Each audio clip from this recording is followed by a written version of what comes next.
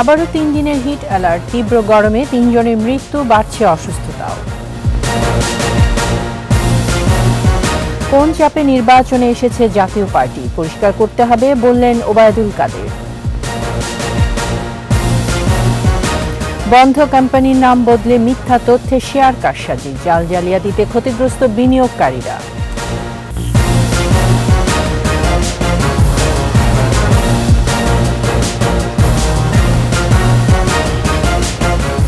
শুনছিলেন first security ইসলামী bank PLC সংবাদ শিরোনাম। আমন্ত্রণ রাত 9টার 21 সংবাদে, সাথে আছে আমি তাইজিন রহমান।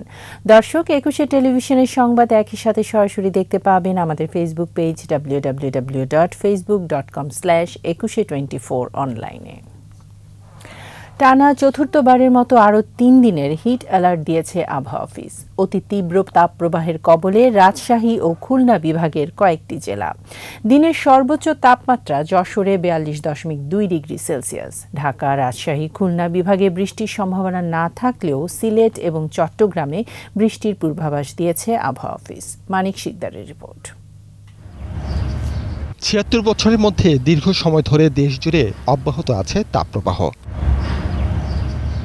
মৃদু থেকে অতি তীব্র তাপপ্রবাহে রাজধানীসহ সারা দেশের মানুষ আছেন চরম ভোগান্তিতে। খেটে খাওয়া দিনমজুর ও শ্রমজীবীরা পড়েছেন দুর্ভোগে। এমনি যাত্রী ভাড়া কম, দ্বিতীয় কথা হয়েছে গরমে টেকতে পারতেছি না, বড় অশান্তিতে আছি। স্যালাইনের পানি, বোতল পানি হলে 15 লিটার পানি কিনে খাইছি পর্যন্ত ভাইয়া। স্যালাইনের পানি গরমে কারণ তো যাচ্ছে। রাস্তার পাশে বিভিন্ন ধরনের পানীয় দোকানে পথচারীদের ভিড়।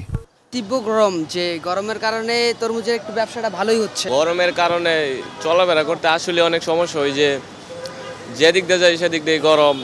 তীব্র গরমে ভোগান্তিতে আছেন গণপরিবহনের যাত্রীরা। গরমে বিভিন্ন ধরনের সমস্যা হচ্ছে, বয়স হয়ে গেছে, এখন তো সমস্যা হবেই।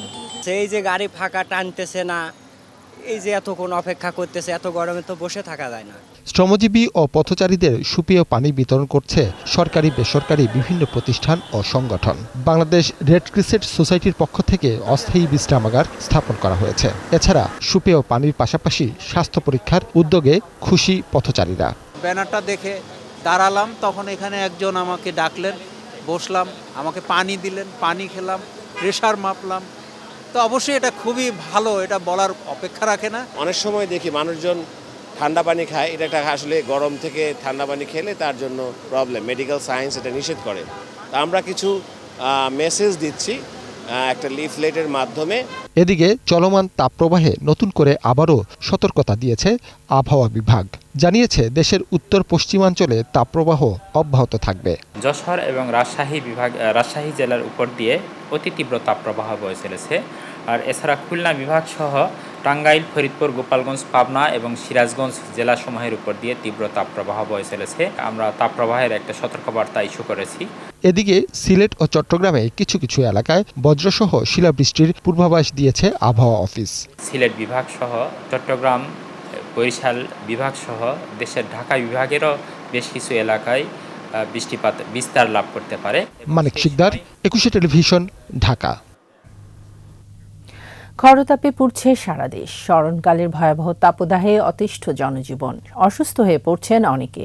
গরমজনিত রোগে হাসপাতালগুলোতে চাপ বেড়েই চলেছে। হিটস্ট্রোকে পাবনার রাধানগর, চট্টগ্রাম ও নরসিংদীতে মারা গেছেন 3 জন। তবে এক পশলা বৃষ্টিতে স্বস্তি এসেছে মৌলভীবাজারে। প্রতিনিধিদের তথ্য ও ছবিতে বিস্তারিত জানাচ্ছেন মাসুম আলিসা। সূর্যের প্রখর তাপে থমকে আছে জীবনযাত্রা। তাপপ্রবাহে ঘরেও শান্তিতে নেই মানুষ, তবুও প্রয়োজন ছাড়া বাইরে যাচ্ছেন না কেউ। অস্বস্তিকর গরমে ব্যাহত যশোরের স্বাভাবিক জনজীবন। প্রখর তাপদাহে মারা যাচ্ছে ব্রয়লার মুরগি। দুশ্চিন্তায় খামারিরা। রোববার দেশের সর্বোচ্চ তাপমাত্রা 42.2 ডিগ্রি সেলসিয়াস রেকর্ড করা হয়েছে যশোরে। গরমে রিক্সা মিক্সা চালাতে পারতেছি না, ঘেমে যাচ্ছে আমরা। আমাদের মুরগি মরে যাচ্ছে, গরমে পানি আনতে পারতেছি না মুরগি, আমরা অনেক ক্ষতি হয়ে যাচ্ছে। অন্যান্য জেলার তুলনায় চুয়াডাঙ্গায় তাপমাত্রা একটু বেশি। অতি তীব্র তাপপ্রবাহের মধ্যে শিক্ষা প্রতিষ্ঠান খুলে দেয় বিপাকে শিক্ষার্থীরা। আমাদের স্কুল সকাল 6টা বা 7টায় শুরু হলে আমাদের জন্য আমাদের পরীক্ষা না। পাবনা জেলার ওপর দিয়ে বইছে অতি তীব্র তাপপ্রবাহ। রাধানগর এলাকায় হিটস্ট্রোকে একজনের মৃত্যু হয়েছে। চট্টগ্রামের কালুরঘাট ফেরিতে হিটস্ট্রোকে মোশতাক আহমেদ নামে এক মাদ্রাসার শিক্ষকের মৃত্যু হয়েছে। সকালে নগরীর চাঁদগাঁও মোহরা এলাকার বাসা থেকে কর্মস্থলে যেতে হেঁটে ফেরিতে ওঠেন। এরপর হঠাৎ ফেরিতেই ঢলে পড়েন। পরে চট্টগ্রাম মেডিকেল কলেজ হাসপাতালে নিয়ে গেলে কর্তব্যরত চিকিৎসকরা তাকে মৃত ঘোষণা করেন। নরসিংদীতে হিটস্ট্রোকে আক্রান্ত হয়ে সুলতান উদ্দিন নামে এক বীর মুক্তিযোদ্ধার মৃত্যু হয়েছে। পেশায় তিনি একজন আইনজীবীর সহকারী ছিলেন। স্বজনরা জানান, দুপুরে পেশাগত দায়িত্ব পালনের সময় নরসিংদী আদালত প্রাঙ্গণে হঠাৎ অসুস্থ হয়ে পড়েন। পরে নরসিংদী জেলা হাসপাতালে নিয়ে যাওয়ার সময় পথেই তার মৃত্যু হয়। গরমে বিরূপ প্রভাব পড়েছে কিশোরগঞ্জের পোল্ট্রি খামারেও। তাপদাহে মারা যাচ্ছে খামারের মুরগি, কমছে ডিমের উৎপাদন। ক্ষতির আশঙ্কায় দিশেহারা খামারিরা। মুরগিকে ঠিক রাখা যাইতেছে না, প্রতিদিন প্রোডাকশন কমতেছে, স্টুক করে মুরগি মারা যাইতেছে গরমের জন্য, এবং ডিমের প্রোডাকশন প্রতিদিনই কমতেছে।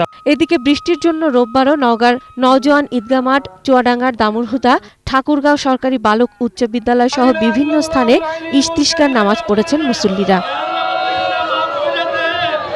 এদিকে 5 মিনিটের এক পশলা বৃষ্টি স্বস্তি ও প্রশান্তিতে ভিজিয়েছে মৌলভীবাজারবাসীকে। মাসুম আলিসা, 21 টেলিভিশন।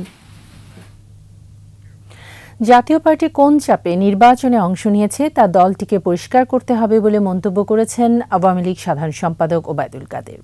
বাংলাদেশ নিয়ে পাকিস্তানি প্রধানমন্ত্রীর বক্তব্যে বিএনপির লজ্জা পাওয়া উচিত বলেও মনে করেন ওবায়দুল কাদের। আকবর হোসেন সুমনের রিপোর্ট। জাতির পিতা বঙ্গবন্ধু শেখ মুজিবুর রহমানের দ্বিতীয় পুত্র শহীদ লেফটেন্যান্ট শেখ জামালের ৭১তম জন্মদিনে বনানী কবরস্থানে শ্রদ্ধা নিবেদন করে আওয়ামী লীগ। এতে সাধারণ সম্পাদক ওবায়দুল কাদেরের নেতৃত্বে কেন্দ্রীয় নেতারাও অংশ নেন। শহীদ শেখ জামালের জন্মদিনে শ্রদ্ধা নিবেদন করে আওয়ামী লীগের অঙ্গ ও সহযোগী সংগঠনগুলো। পরে সাংবাদিকদের সঙ্গে বাংলাদেশ নিয়ে পাকিস্তানের মন্তব্য প্রসঙ্গে বিএনপিকে কড়া জবাব দেন আওয়ামী লীগ সাধারণ সম্পাদক। পাকিস্তানের সঙ্গে তো প্রীতি তাদের, বন্ধুত্ব তাদের, সেই পাকিস্তানও আজ বাংলাদেশের উন্নয়ন দেখতে পায়। একসময় বোঝা ভাবত, এখন লজ্জিত হচ্ছে পাকিস্তানের প্রধানমন্ত্রী। এতে রিজভিদেরই লজ্জা পাওয়া উচিত। দ্বাদশ জাতীয় সংসদ নির্বাচন নিয়ে বিদেশি শক্তির কোনো প্রভাব ছিল না বলে মন্তব্য করেন তিনি। ফ্রি অ্যান্ড ফেয়ার ইলেকশন হয়েছে, এখানে কোনো বিদেশি শক্তির চাপ ছিল, আমরা কোনো চাপ অনুভব করিনি। তিনি কোন কারণে কার চাপে ইলেকশনে এসেছেন সেটা তাকেই পরিষ্কার করে বলতে। জিয়া মোশতাকের হাত ধরেই দেশে হত্যা, কু ও ষড়যন্ত্র রাজনীতি শুরু বলে অভিযোগ করেন আওয়ামী লীগ সাধারণ সম্পাদক। বাংলাদেশে হত্যা, কু। আকবর হোসেন সুমন, 21 টেলিভিশন, ঢাকা। পুঁজিবাজারে তালিকাভুক্ত বন্ধ কোম্পানি নিয়ন্ত্রণে রেখে বানোয়াট ও মিথ্যা তথ্য দিয়ে শেয়ার কারসাজি করেছেন হাসিব হাসান। বিভিন্ন প্রতিষ্ঠানে বিও হিসাব খুলে লোকসানি কোম্পানির শেয়ারের দাম 1000% বাড়িয়ে এই অপকর্ম করেছেন তিনি। ইমাম বাটন থেকে হামি ইন্ডাস্ট্রিজ হওয়া কোম্পানির উপর অনুসন্ধানে এমন তথ্যই পেয়েছে 21 টেলিভিশন। জালিয়াতি ধরা পড়ছে ডিএসসির পরিদর্শনেও। চট্টগ্রাম থেকে ইরফাজ নূরের ক্যামেরায় ও বরগুনা প্রতিনিধি জয়দেব রায়ের সহায়তায় আরও জানাচ্ছেন মেহেদি হাসান। ঋণ খেলাপির একাধিক মামলার আসামি ইমাম গ্রুপের মালিকরা দেশ ছাড়লে বন্ধ হয়ে যায় 1996 সালে তালিকাভুক্ত কোম্পানি ইমাম বাটন ইন্ডাস্ট্রিজ। টানা 4 বছর বন্ধ থাকার পর পর্ষদে আসে পরিবর্তন। 2023 সালের 5 ফেব্রুয়ারি অধ্যাপক মোহাম্মদ সগির হোসেন খন্দকারকে চেয়ারম্যান করে কোম্পানির পর্ষদ পুনর্গঠন করা হয়। ব্যবস্থাপনা পরিচালক হিসেবে নিয়োগ পান এএসএম হাসিব হাসান। এরপর একের পর এক মূল্য সংবেদনশীল তথ্য দিতে থাকে কোম্পানিটি। 40 টাকার শেয়ার 220 টাকায় উঠে যায়। অর্থবছরের শুরুতে কৃষিখাতে বিনিয়োগের মাধ্যমে উৎপাদনে ফেরার ঘোষণা দেওয়া হয়। হাসিবের ছেলে হামির নামে নামকরণ করা হয় কোম্পানির। ইমাম বাটন থেকে হয়ে যায় হামি ইন্ডাস্ট্রিজ পিএলসি। বরগুনার আমতলীতে 1 কোটি টাকা বিনিয়োগে মাছের খামার করার ঘোষণা দেওয়ার 2 মাসের মধ্যে লাভজনক হয়ে ওঠে লোকসানি প্রতিষ্ঠানটি। 2 দফায় মোট 2% ইন্ট্রিম লভ্যাংশ দেয় হামি ইন্ডাস্ট্রিজ।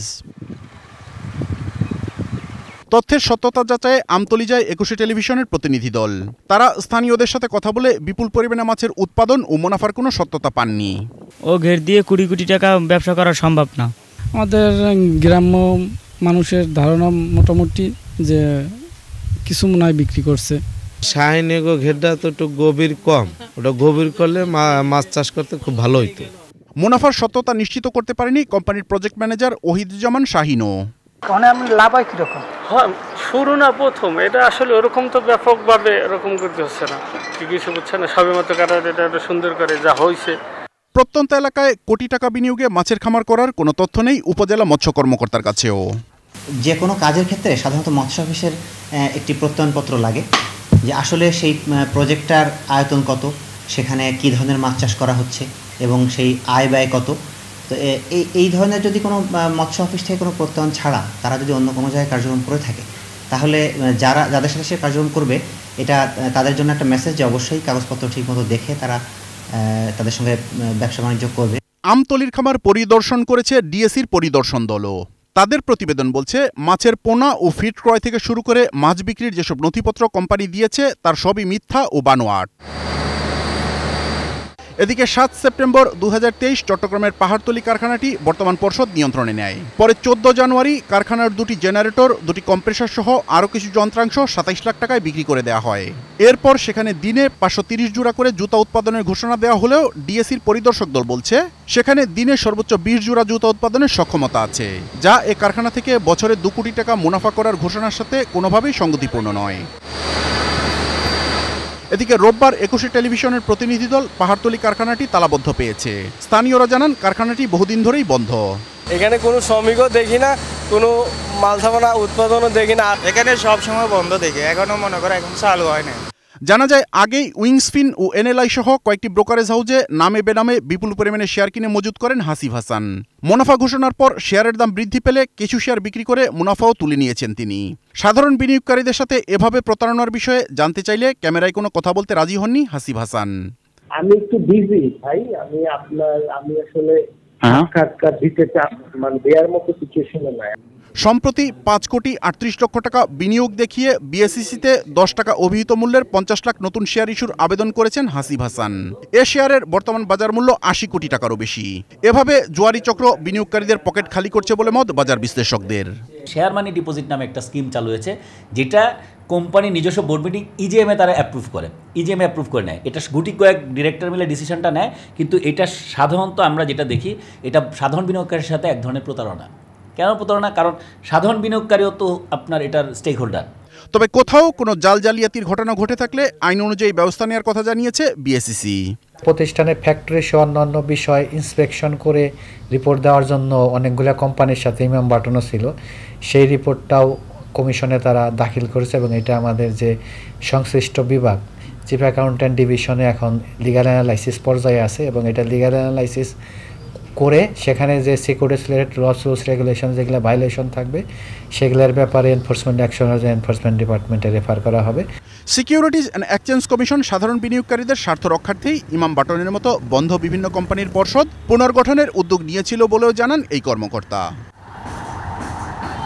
মেহেদি হাসান, ২১ টেলিভিশন, ঢাকা। নিচ্ছি সংবাদ বিরতির পর যা থাকছে। কক্সবাজারে অস্ত্রগুলি সহ ৫ রোহিঙ্গা সন্ত্রাসী আটক। বান্দরবানে সেনা অভিযানে কুকিচিন আর্মির ২ সশস্ত্র সদস্য নিহত।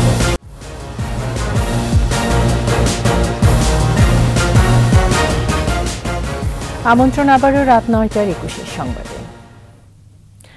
কক্সবাজারের উখিয়ায় রোহিঙ্গা ক্যাম্পে অভিযান চালিয়ে দেশি বিদেশি অস্ত্র ও গুলিসহ ৫ রোহিঙ্গা সন্ত্রাসীকে আটক করেছে এপিবিএন জানিয়েছে গোপন খবরের ভিত্তিতে উখিয়ার কুতুপালং ২ নম্বর ওয়েস্ট ক্যাম্পে D9 ব্লকে অভিযান চালানো হয়। পুলিশের উপস্থিতি টের পেয়ে পালানোর চেষ্টা চালায় সশস্ত্র সন্ত্রাসীরা।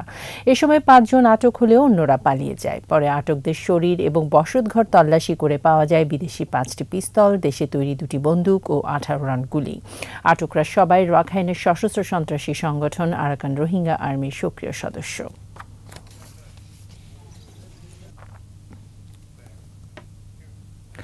বান্দরবানের রুমার দুর্গম বাকলাইপাড়া এলাকায় সেনাবাহিনীর অভিযানে কুকিচিন ন্যাশনাল আর্মির 2 সশস্ত্র সন্ত্রাসী নিহত হয়েছে। বিষয়টি নিশ্চিত করেছে আইএসপিআর। এ সময় 3টি আগ্নেয়াস্ত্র, বিপুল পরিমাণ গোলাবারুদ, ওয়াকিটকি ও অন্যান্য সরঞ্জামাদি উদ্ধার করা হয়। এদিকে স্থানীয়রা জানান সকাল পর্যন্ত ওই এলাকায় প্রচণ্ড গোলাগুলির শব্দ শোনা যায়। পরে গুলিবিদ্ধ 2টি মরদেহ জঙ্গলে পড়ে থাকতে দেখা যায়।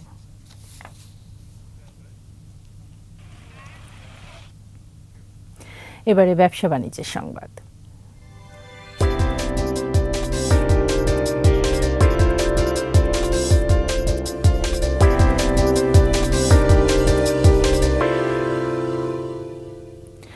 ইলেকট্রিক অ্যান্ড ইলেকট্রনিক্স পণ্য প্রস্তুতকারক খাতে গ্রিন ফ্যাক্টরি অ্যাওয়ার্ড 2023 পেয়েছে ওয়ালটন হাইটেক ইন্ডাস্ট্রিজ পিএলসি। শ্রম ও কর্মসংস্থান মন্ত্রণালয়ের নীতিমালাধীন অপরিহার্য পরিবেশগত ও প্রাতিষ্ঠানিক প্রতিপালন এবং উদ্ভাবনী কার্যক্রম বিবেচনায় ওয়ালটনকে এই অ্যাওয়ার্ড দেওয়া হলো।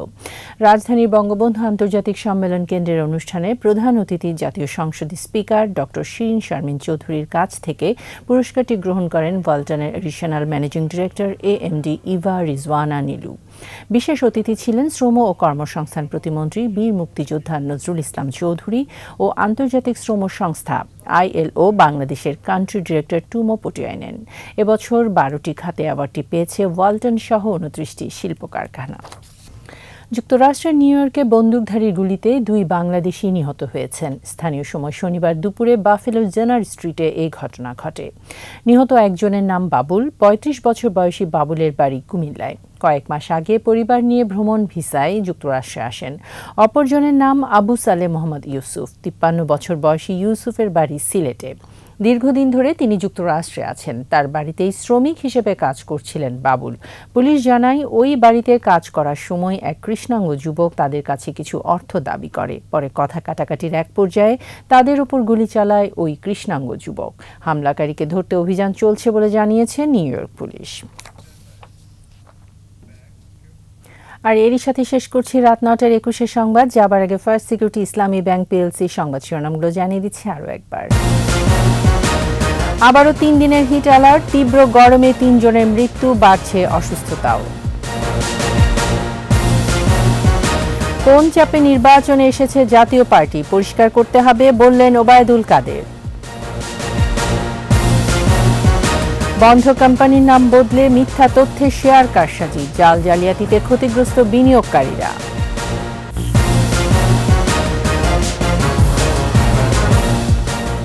সর্বশেষ খবর জানতে ডায়াল করুন 2021 নম্বরে আর ভিজিট করুন 21-tv.com এই ওয়েবসাইটে। এছাড়া ফেসবুকে লগ ইন করতে পারেন facebook.com/2124 অনলাইনে।